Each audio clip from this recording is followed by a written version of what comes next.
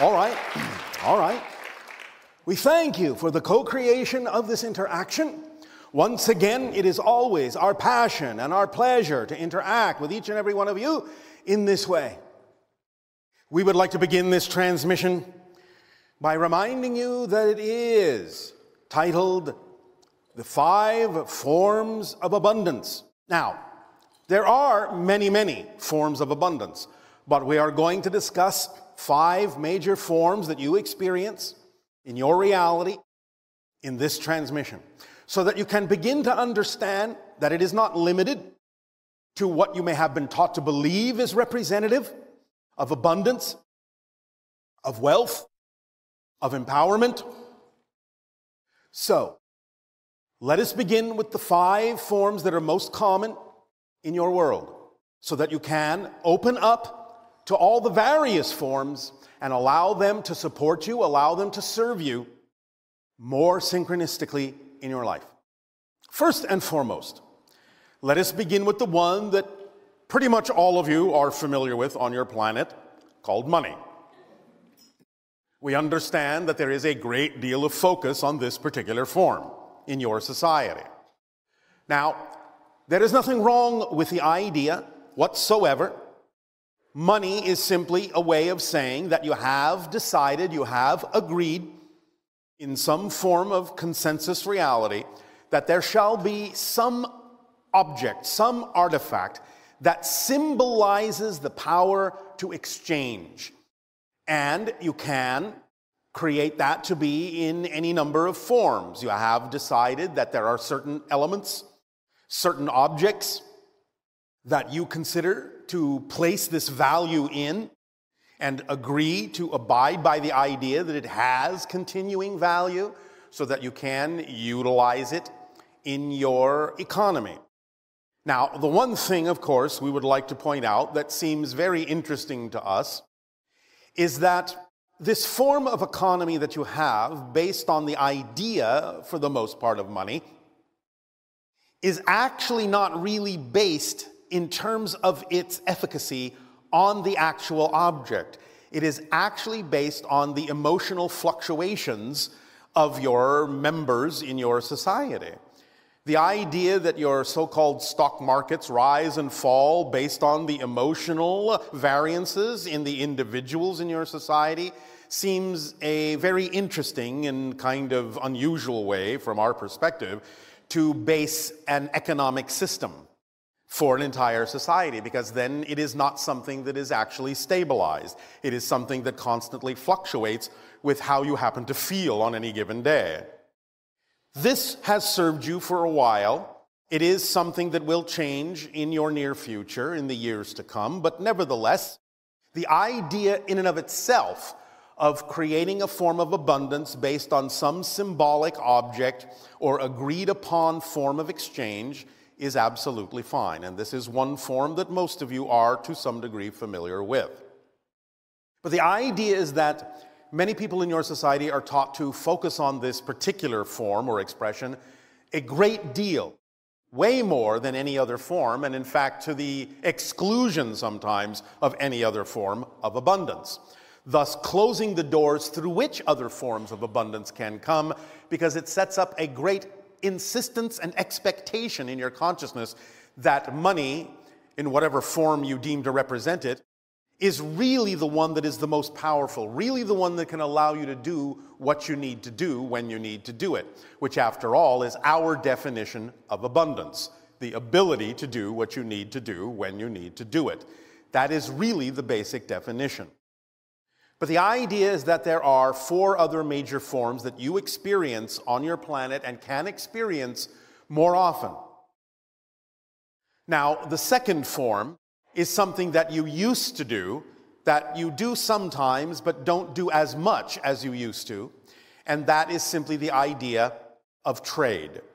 Obviously, if you have something that someone else wants, be it an object or a skill, you can trade for it. And that, in a sense, is a form of abundance, because it gives you what you need to do what you need to do when you need to do it. So that is an old form of abundance, perhaps that even predates the idea of your money, but money has, for the most part, replaced it in your world. Now, the idea of the third form is simply being given a gift or giving a gift, something freely given to support someone so they can do what it is they need to do, or being given to you so that you can do what you need to do.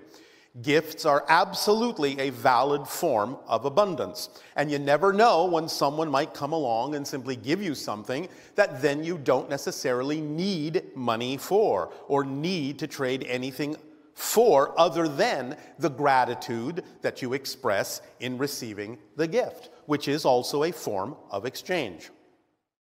Sometimes individuals on your planet, when it comes to the idea of giving or receiving gifts, are a little bit reluctant to do that. They sometimes like to serve and give and give and give, but they are reluctant to receive because they think that there might be something wrong with that. There is absolutely nothing wrong with it. And in fact, if you look at it from another point of view, the idea of allowing someone to give to you is a form of giving to them, because they get just as much joy out of giving as you yourself might. So being willing to receive when it happens in a natural way is a form also of giving, because you're allowing them to give to you and have the experience of that feeling. Now, the next form of abundance is synchronicity itself. Because when you are moving through life and you come upon exactly the information or the object or the person you need at that moment that supplies you with an understanding or information to allow you to continue to keep moving on your path of least resistance, on your path of highest passion, then that is also a form of abundance. Again, reminding you that it simply goes back to the actual definition of having the ability to do what you need to do when you need to do it. So synchronicity is a form of abundance. The fifth form of abundance is imagination or inspiration, whatever you wish to call it. Because the idea is that when you allow imagination, which is the conduit of communication between your physical and higher mind, to be open and functioning in a balanced way, imagination and inspiration provides you with a new idea, new paths, new information that you can use to perhaps change your course or do something you didn't think of doing before that may actually be more representative of your true path. So, the idea of money, the idea of trade, the idea of gift giving, the idea of synchronicity, and the idea of your imagination are 5 major forms of abundance that exist in your reality. But the idea, again, is that for most people on your planet, they close the doors to almost everything except the idea of money, except that particular expression, thinking that that really doesn't necessarily get you what you need. But very often it can actually be the path of least resistance, those other 4, that can give you what you need and support you even more quickly sometimes than the idea of money. But this is fundamentally how it works. When you are acting on your passion, whatever it is you need at that moment for support in some form that allows you to continue to act on your passion will come usually in a combination of the 5 forms. Sometimes it may be 2, sometimes 3 or 4, but a combination of forms. It doesn't always have to come in just one way, in just one of the forms. Very often it actually works more efficiently if you will be open to allowing all of the forms to come in when and how they need to work together to create the support that you need. So sometimes you may suddenly find yourself getting a little bit of money, and then a synchronicity will add itself to it, or a gift will add itself to it, or you will be inspired by something that will add to your ability, or you'll be able to trade something that will add to your ability to do what you need to do when you need to do it. The idea is to allow the proportions and the ratios to come in to form the 100% version of abundance that you need, but that 100% may be made of a little bit of this and a little more of that and a little bit of that. let it come in that way, because that is usually representative of the easiest way, the path of least resistance for you. And when you open up to all the forms of abundance, things can happen in a much more accelerated way. When you have belief systems that create resistance to the idea of opening up to the other forms, you slow everything down by insisting that it can only happen this way, and I can only do this if this happens in this way. Then you're actually slowing down the process by which you might actually have been capable of doing whatever that is much more quickly and much more easily. Is this making some sense?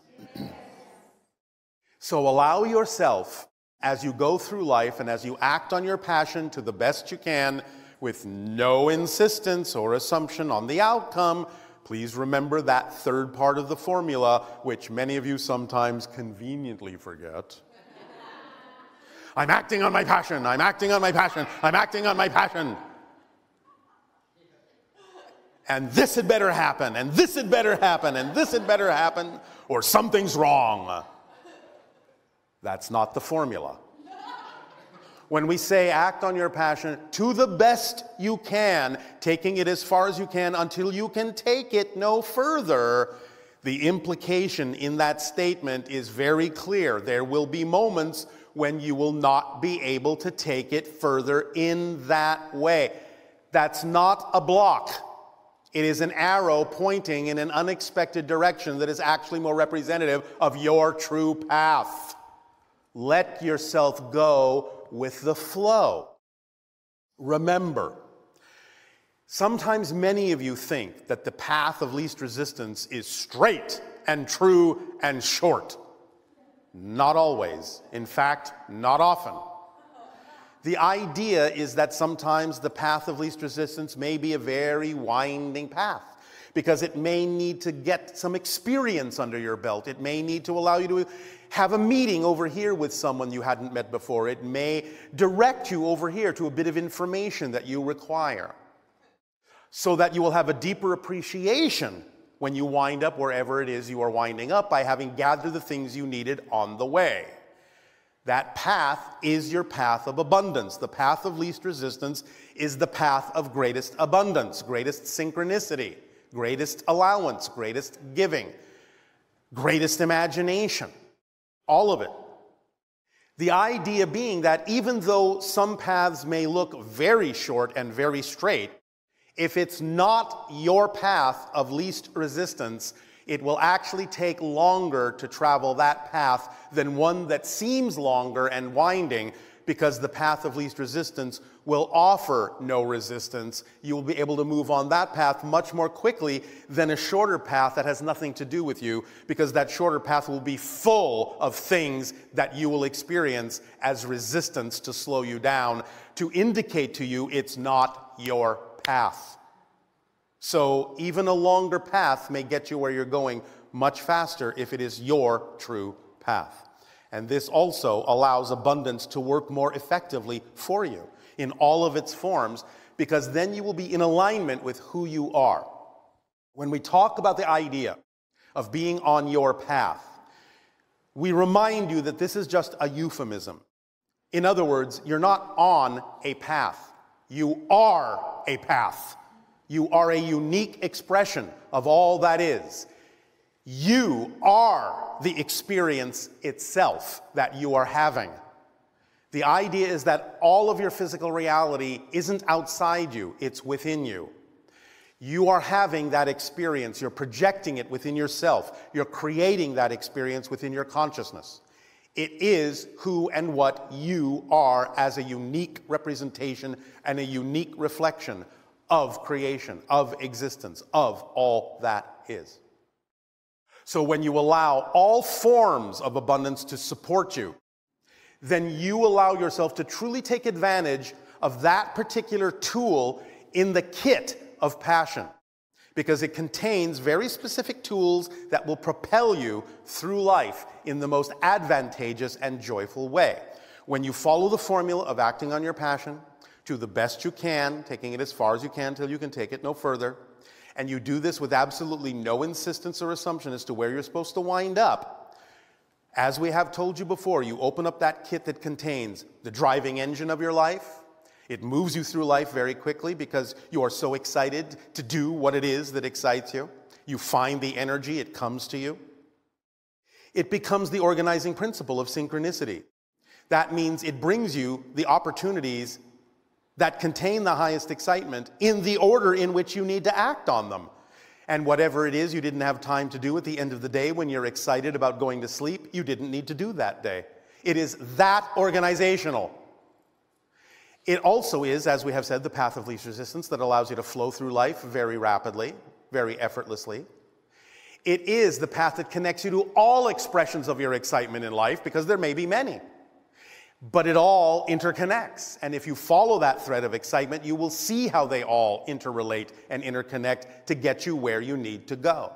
Notice I keep saying where you need to go, not necessarily where you want to go, because that can sometimes be misleading. There may be times when what you want and what you need may be synonymous, but very often when you hold on to negative and fear-based belief systems, and sometimes you make choices out of desperation or fear, even unconsciously, what you want or think you need by wanting it is not necessarily what you actually need to be fulfilled. But to be fulfilled, you will be given everything you need, because that's another tool in the kit, is it leaves nothing relevant for you out. It is a complete kit. It contains everything you need. It is designed vibrationally for you. It's your path. You are the path. It's your frequency. That's what passion is. It's your frequency being experienced in bodily form as a sensation. And it is the translation of your higher mind's language to you. The higher mind speaks in energy. The translation, the way you experience the higher mind's language, is through the sensations called passion, love, excitement, creativity. That's how it translates in your body. When you respond by actually taking an action on your passion,